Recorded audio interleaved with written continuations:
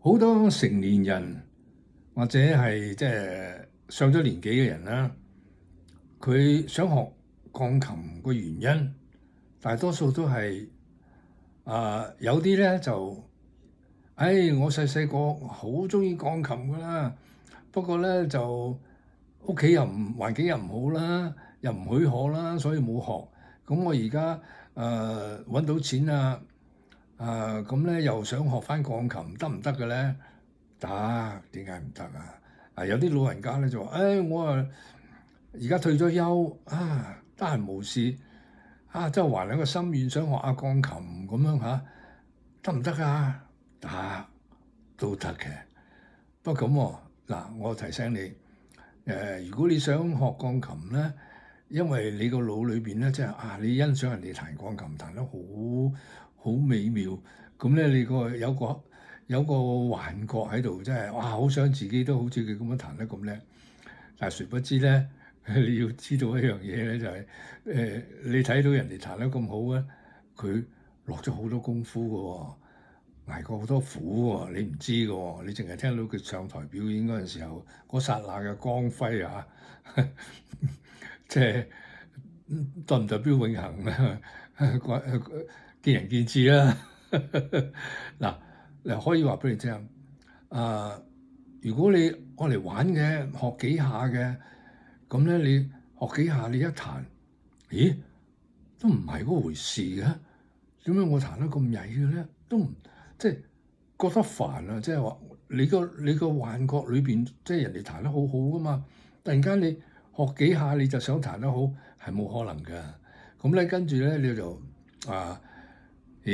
放棄啦好多大把係咁樣嘅。但係我就有個經驗，即係有一位學生咧，佢又係咁樣，即係自細冇機會學，而家咧啱啱退休咁嚟學，哇！佢好有心機，